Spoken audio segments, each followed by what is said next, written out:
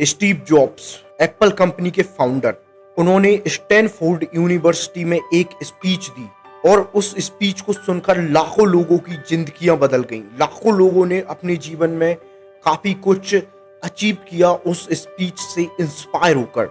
Steve jobs ने अपनी सालों की मेहनत से, सालों के एक्सपीरियंस से जो सीखा, कुछ मिनटों में उन्होंने उस स्पीच के माध्यम से लोगों को बता दिया।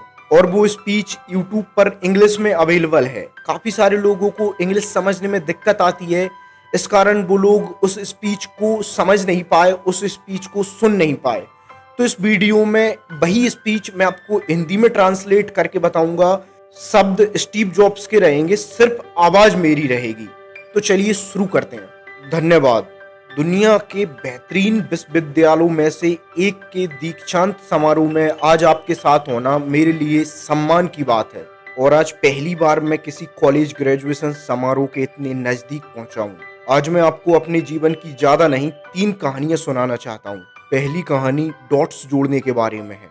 रीड कॉलेज में एडमिशन लेने के 6 महीने बाद ही मैंने उस कॉलेज को छोड़ दिया, लेकिन मैं उसके 18 महीने बाद तक किसी तरह वहां आता जाता रहा। अब सवाल ये है कि आखिर मैंने पढ़ाई छोड़ी क्यों? इसकी शुरुआत मेरे जन्म से पहले ही हो गई थी। मुझे जन्म देने वाली माँ एक युवा अविवाहित ग्रेजुएट छात्रा थी और वो ये चाहती थी कि मुझे कोई गोद ले ले, और वो ये भी चाहती थी कि जो मुझे गोद ले वो कॉलेज पास आउट होना चाहिए। और इसीलिए एक वकील और उसकी पत्नी द्वारा जन्म के समय मुझे गोद लिए जाने की पूरी तैयारी थी। और जैसे ही मेरा जन्म हुआ तो उन्होंने गोद लेने से मना कर दिया, क्योंकि वे वास्तव में एक लड़की को गोद लेना चाहते थे। और इसीलिए मेरे वो माता पिता जिन्होंने मुझे गोद लिया था वो वेटिंग लिस्ट में थे। उनको आधी रात को कॉल आता है कि हमारे यहाँ एक बेबी बॉय का जन्म हुआ है, क्या आप इसे गोद लेना चाहते हैं? और उन्होंने तुरंत हाँ कर दिया। लेकिन बाद में मेरी जन्म देने वाली माता को पता चला कि जो मुझे गोद ले रहे हैं वो कॉलेज ग्रेजुएट नहीं है और पिता तो हाई स्कूल पास भी नहीं है। और इसीलिए मेरी जन्म देने वाली माँ ने अंतिम अडॉप्शन पेपर पर साइन करने से मना कर दिया। लेकिन कुछ महीने बाद ही मेरे गोद लेने वाले माता पिता ने मेरी जन्म देने वाली माँ से वादा किया कि हम इसे कॉलेज जरूर भेजेंगे। और इस तरह मेरी जन्म देने वाली माता गोद देने के लिए मान गई। और फिर इस तरह से मेरी जिंदगी की शुरुआत हुई। और फिर 17 साल बाद मैं कॉलेज गया, लेकिन मैंने गलती से स्टैनफोर्ड से भी महंगा कॉलेज चुन लिया। और मेरे वर्किंग क्लास माता पिता की सारी पूंजी मेरी पढ़ाई पर खर्च होने लगी। और उस पढ़ाई का मुझे कोई महत्व समझ में नहीं आ रहा था। मुझे कोई आइडिया नहीं था कि मैं अपने जीवन में क्या करना चाहता हूँ। और मुझे कोई आइडिया नहीं था कि ये कॉलेज की डिग्री जीवन में मेरी किस तरह से मदद करेगी। और यहाँ पर मैं अपने माता पिता की जीवन भर की पूंजी अपनी पढ़ाई पर खर्च करता जा रहा हूँ। इसलिए मैंने पढ़ाई छोड़ने का फैसला लिया और अपने आप को विश्वास दिलाया कि सब ठीक हो जाएगा। लेकिन वो समय मेरे लिए काफी डरावना था। और आज मैं उस समय को पीछे मुड़कर देखता हूँ तो मुझे ऐसा लगता है कि वो डिसीजन मेरी जिंदगी का सबसे बेस्ट डिसीजन था। और जैसे ही मैंने कॉलेज ड्रॉप आउट किया, उसके बाद मैंने उन क्लासों को लेना छोड़ दिया जिनमें मेरा इंटरेस्ट नहीं था। और सिर्फ मैं उन्हीं क्लासों को अटेंड करता था जिनमें मेरा इंटरेस्ट था। लेकिन ये सब इतना आसान भी नहीं था। मेरे पास उस समय कोई कमरा नहीं था, इसलिए मैं दोस्तों के रूम पर जाकर नीचे धरती पर सोता था। मैं कोक की बोतलों को लौटाकर मिलने वाले पैसे से खाना खाता था। मैं हर संडे 7 मील पैदल चल के हरे कृष्णा टेम्पल जाता था, जिससे कम से कम सप्ताह में एक बार मैं भरपेट खाना खा सकूं।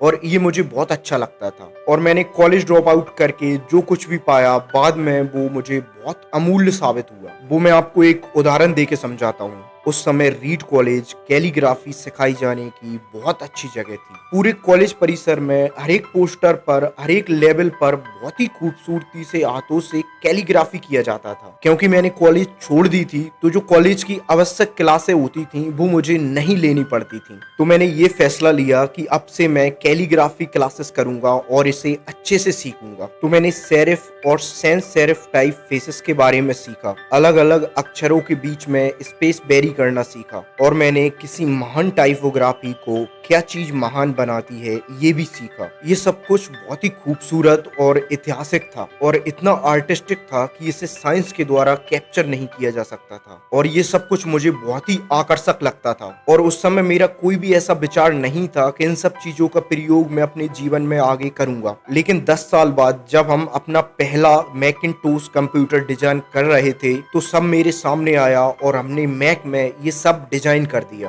और ये बहुत ही खूबसूरत टाइपोग्राफी वाला पहला कंप्यूटर बना। अगर मैंने कॉलेज में कैलीग्राफी ना की होती तो मैक में कभी भी मल्टीपल टाइप फेसेस या प्रोपोर्शनली स्पेस्ड फॉन्ट नहीं होते, और क्योंकि विंडोज ने मैक की कॉपी की है तो ये संभावना है कि दुनिया के किसी भी पर्सनल कंप्यूटर में ये सब नहीं होता। जब मैं कॉलेज में था तो भविष्य को देखकर इन डॉट्स को कनेक्ट करना असंभव था, लेकिन जब 10 साल बाद में बीते हुए समय को देखता हूँ तो मुझे सब कुछ स्पष्ट नजर आता है। आप केवल पीछे देखकर ही डॉट्स को कनेक्ट कर सकते हैं, इसलिए आपको विश्वास करना होगा कि अभी आपके साथ जो भी हो रहा है वो आगे चल के आपके भविष्य के साथ कनेक्ट जरूर होगा। आपको किसी न किसी चीज पर तो भरोसा करना ही होगा, अपनी अंतरात्मा पर या फिर अपने भाग्य पर या फिर अपने जीवन पर या फिर अपने कर्मों पर विश्वास करना कि आगे चल के डॉट्स कनेक्ट हो जाएंगे। इससे आपको अपने दिल का अनुसरण करने का आत्मविश्वास मिलेगा, और उस समय भी जब आप बाकी लोगों से अलग रास्ते पर चल रहे होंगे, और यही बात बाकी लोगों से आपको अलग बनाएगी। मेरी दूसरी कहानी प्यार और धोखा देने के बारे में है। मैं बहुत भाग्यशाली था कि मुझे जीवन में जो करना पसंद था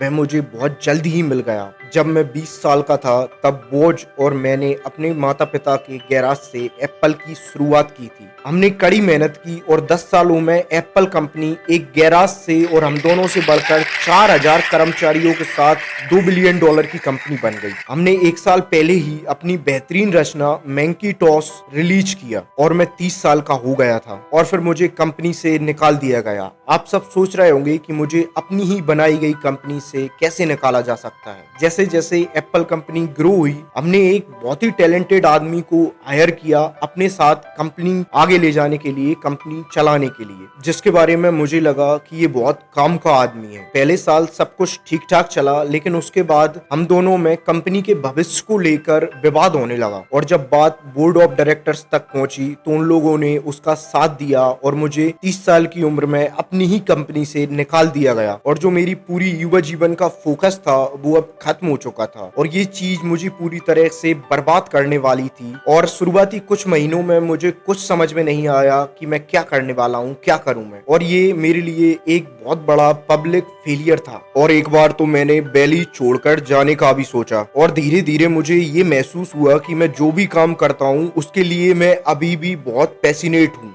एप्पल में मेरे साथ जो कुछ भी हुआ उसकी वजह से मेरे पैशन में थोड़ी भी कमी नहीं आई।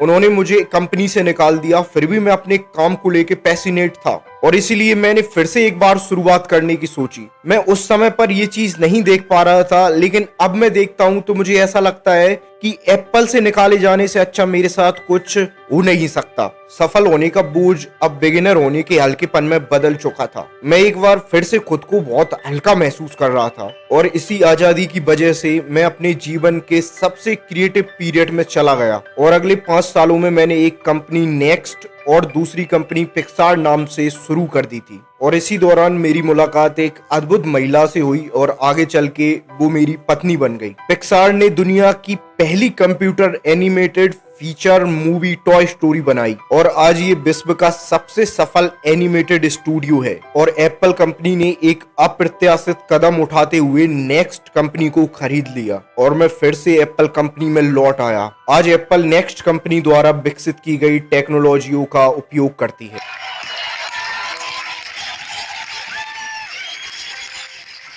तो यहाँ पर आपसे मैं एक बात विश्वास के साथ कह सकता हूँ कि यदि मुझे एप्पल कंपनी से नहीं निकाला गया होता तो ये सब कुछ मेरे साथ कभी नहीं होता। कभी कभी जिंदगी आपके सिर पर ईंट से वार करती है, लेकिन आपको आपका विश्वास नहीं खोना चाहिए। मैं ये पूरे विश्वास के साथ कह सकता हूँ कि केवल एक चीज जिसने मुझे आगे बढ़ने में मदद की वो ये है कि जो मुझे अच्छा लगा वो मैंने किया। आपको भी वो खोजना होगा जो आपको पसंद है। जितना अपने लव को जानना जरूरी है उतना ही जरूरी अपने काम को खोजना है, क्योंकि आपका काम आपकी जिंदगी का एक बहुत अहम, बहुत बड़ा हिस्सा होता है। और वास्तव में अपने आप को संतुष्ट करने का एकमात्र तरीका है कि आप वही काम करें जिस काम को आप महान समझते हैं। और महान काम करने का सिर्फ एक ही तरीका है कि आप वो करें जो आपको पसंद है, जिसके लिए आप पैसिनेटेड हैं। और यदि आपको ये काम अभी तक नहीं मिला है तो आप अपने काम के साथ समझौता मत कीजिए, उस काम को खोजते रहिए जब तक आपको वो काम ना मिले। जैसे कि दिल के सभी मामलों फ्लो में होता है। जब आप उसे पालेंगे तो आपको पता चल जाएगा।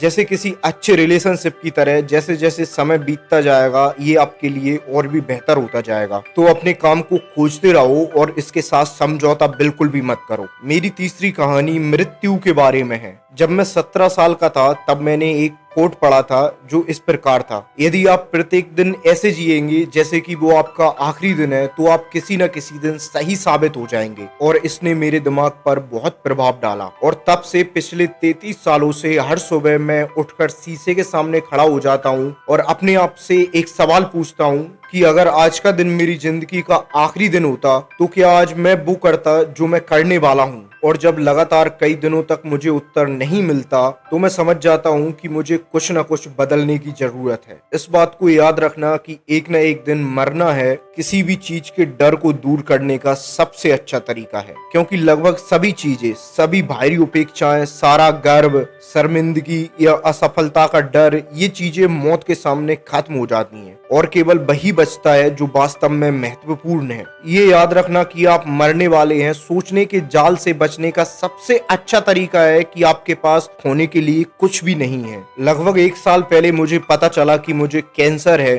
सुबह 7:30 बजे मेरा स्कैन हुआ, उसमें साफ दिखाई दे रहा था कि मेरे पैनक्रियास में ट्यूमर है और मुझे तो ये भी पता नहीं था कि पैनक्रियास क्या होता है। और डॉक्टर्स ने मुझे बताया कि ये निश्चित रूप से एक प्रकार का कैंसर है जो लाइलाज है, जिसका कोई इलाज नहीं है और मुझे लगभग 3 से 6 महीने से अधिक जीवित रहने की उम्मीद नहीं रखनी चाहिए। डॉक्टर्स ने मुझे घर जाकर सारी चीजें व्यवस्थित करने की सलाह दी। डॉक्टर्स का कहने का मतलब था कि मैं अपनी मरने की तैयारी कर लूं। मैंने इस डायग्नोसिस के साथ पूरा दिन बिता दिया और शाम को मेरी बायोप्सी हुई, जहां पर मेरे गले के रास्ते से पेट से होते हुए एक एंडोस्कोप डाला गया और एक सुई से ट्यूमर के कुछ सेल्स निकाले गए। उस समय मैं पूरी तरह से बेहोश था, लेकिन वहां पर मेरी पत्नी और जो कुछ भी लोग उपस्थित थे कि जब डॉक्टर ने माइक्रोस्कोप से मेरे सेल्स को देखा तो वो भी रो पड़ा, क्योंकि सेल्स को देखकर डॉक्टर समझ गया था कि मुझे एक दुर्लभ प्रकार का कैंसर हुआ है जो कि सर्जरी से ठीक हो सकता है। तो मेरी सर्जरी हुई और सौभाग्य से अब मैं बिल्कुल ठीक हूँ। मौत के इतने करीब मैं पहले कभी नहीं पहुंचा था और मैं उम्मीद करता हूँ कि आने वाले कुछ समय तक मैं पहुंचूं भी ना। लेकिन ये सब देखने के बाद मैं आपसे एक बात विश्वास के साथ कह सकता हूँ कि मृत्यु एक उपयोगी लेकिन विशुद्ध बौद्धिक अवधारणा है। कोई भी मरना नहीं चाहता, यहाँ तक कि जो लोग स्वर्ग जाना चाहते हैं वे भी वहां पहुंचने के लिए मरना नहीं चाहते। पर फिर भी मृत्यु एक ऐसा ठिकाना है जहां हम सबको जाना पड़ेगा और इससे आज तक कोई बच भी नहीं सका है और ऐसा होना भी चाहिए, क्योंकि इस जीवन का एक सबसे बड़ा आविष्कार है और वो है मृत्यु। और इस समय पर आप सभी लोग नए हैं, लेकिन कुछ ही दिनों में आप लोग भी पुराने हो जाओगे और रास्ते से साफ हो जाओगे। मैं इतना नाटकीय होने के लिए आपसे क्षमा मांगता हूँ, लेकिन यह बिल्कुल सत्य है। आपका समय सीमित है, इसलिए इसे किसी और का जीवन जीकर बर्बाद ना करें। बेकार में मत सोचिए, अपने जीवन को दूसरों के हिसाब से मत चलाइए, अपने जीवन को अपने हिसाब से जिए। दूसरों की बातों के शोर में अपनी आंतरिक आवाज को मत दबाइए और सबसे महत्वपूर्ण, अपने दिल और अपनी अंतरात्मा की आवाज को सुनने का साहस रखिए, क्योंकि वे किसी तरह पहले से ही जानते हैं कि आप वास्तव में क्या बनना चाहते हो, क्या करना चाहते हो। तो सबसे पहले अपने दिल की आवाज सुने, बाकी सब चीजें सेकेंडरी हैं। और अंत में मैं आपसे एक ही चीज कहना चाहता हूँ, स्टे हंग्री, स्टे फुलिश। भूखे रहो, मूर्ख रहो। मैंने हमेशा खुद के लिए यही मांगा है और जब आप सभी लोग यहाँ से पढ़ाई पूरी कर रहे हैं तो आपके लिए भी मैं यही मांगता हूँ, स्टे हंग्री, स्टे फुलिश। यानी कि आपको जहाँ कहीं से भी कुछ भी सीखने को मिले उसके लिए भूखे रहिए और मूर्ख रहिए, क्योंकि आपके अंदर ये सोच रहेगी कि आप सब कुछ जानते हैं तो आप कुछ भी नहीं सीख पाएंगे। इसलिए सीखने के लिए हमेशा भूखे रहिए और सीखने के लिए हमेशा मूर्ख बने रहिए, क्योंकि आप मूर्ख बनकर ही सब कुछ सीख पाएंगे। इसी के साथ ही आप सभी को बहुत बहुत धन्यवाद।